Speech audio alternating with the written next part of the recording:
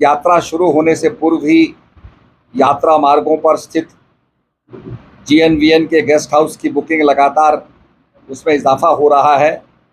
उसे देखकर संभावना है कि इस बार भी चारधाम यात्रा पिछले वर्ष से 56,31,000 श्रद्धालुओं के रिकॉर्ड को तोड़ेगी।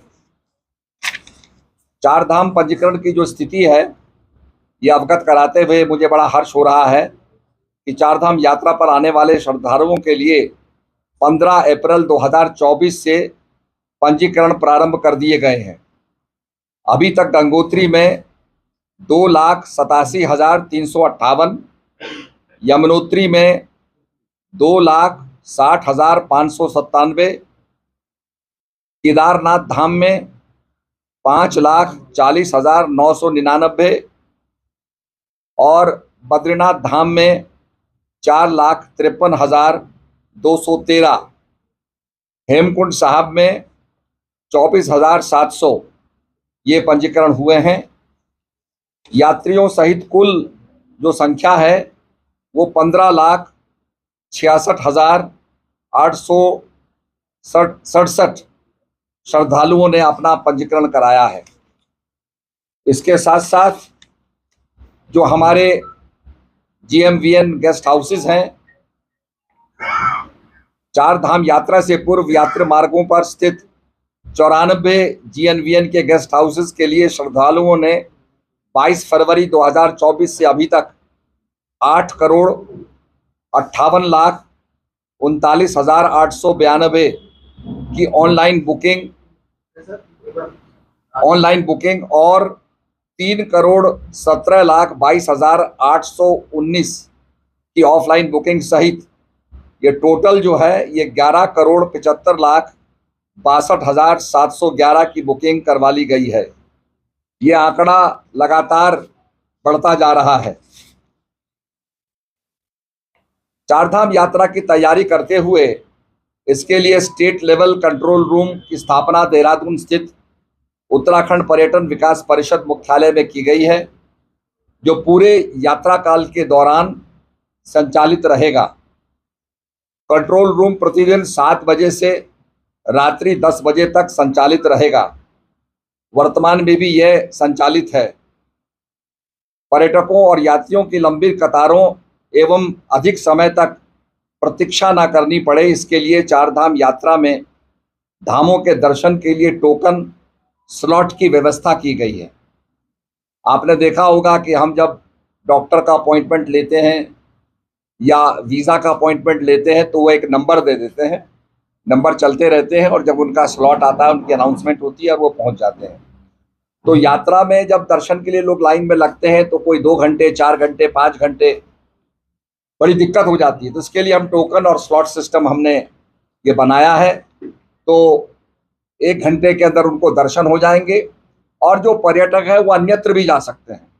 जैसे कोई ब्रह्म कपालिक में श्राद्ध करने के लिए या वहाँ पर माता मूर्ति का दर्शन करने के लिए या माणा गांव में दर्शन करने के लिए अन्यत्र कहीं भी जा सकता है, वो उसकी मूवमेंट चलती रहेगी।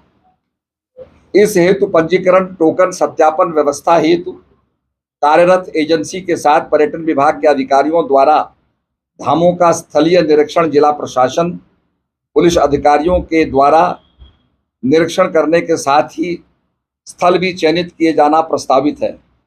इस व्यवस्था के लागू हो जाने पर किसी भी यात्री को कतार लाइन में 1 घंटे से अधिक इंतजार नहीं करना पड़ेगा। यात्रा काल में 115 उपनल और पीआरडी के माध्यम से पर्यटक सुरक्षा सहायता मित्रों की तैनाती की गई है। ये चारों जगह पे हमारा है विचार। इसके साथ साथ चारधाम यात्रा के दौरान सफाई व्यवस्था का विशेष ध्यान रखा जाएगा।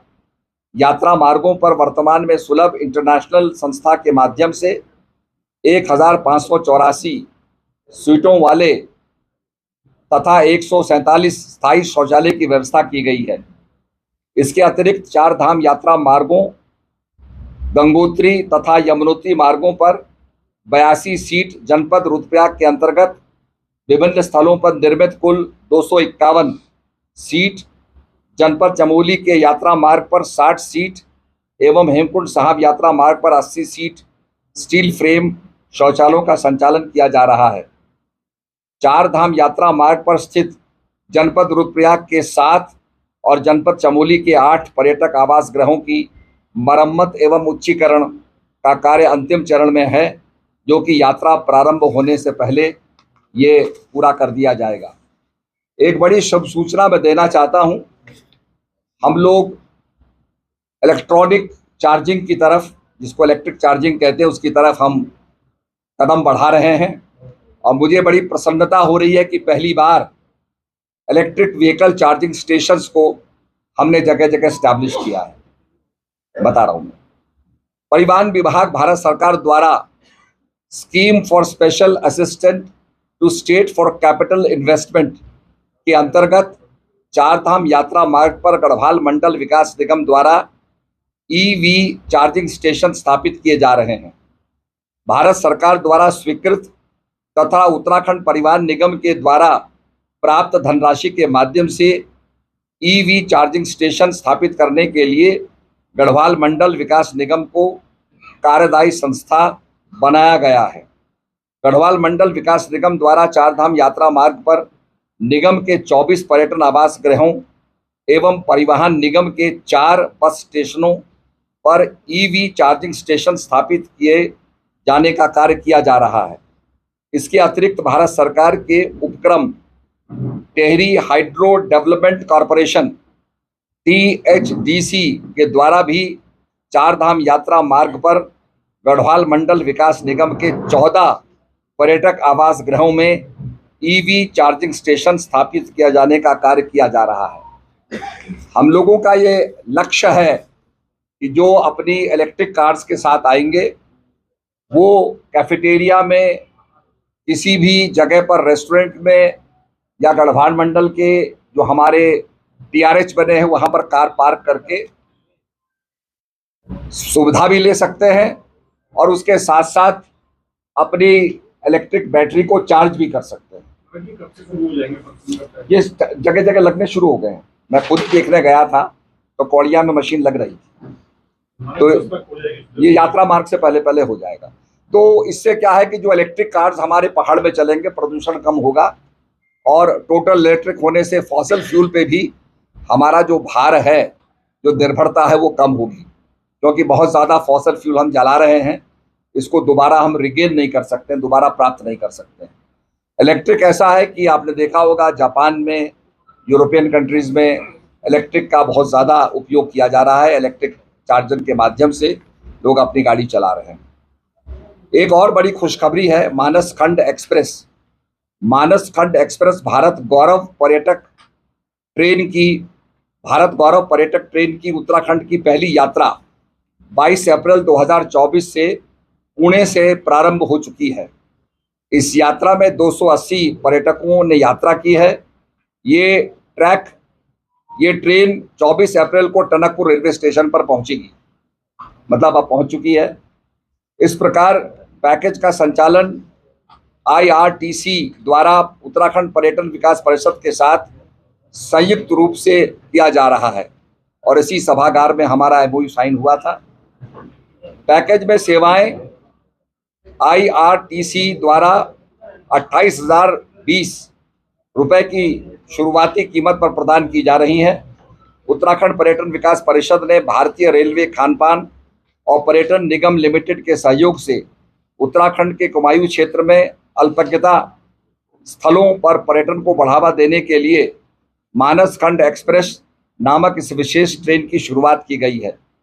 10 रात और 11 दिनों की इस यात्रा में नैनीताल, भीमताल, अल्मोड़ा, चकोरी, पूर्णागिरी मंदिर, हाट कालिका मंदिर, सूर्य मंदिर कटारमल, कैंची धाम, चितई गोलू देवता, जागेश्वर धाम, शारदा घाट, पाताल भुवनेश्वर मंदिर, नानक मत्ता गुरुद्वारा, चंपावत आदि विभिन्न स्थलों की यात्रा शामिल इसमें होगी।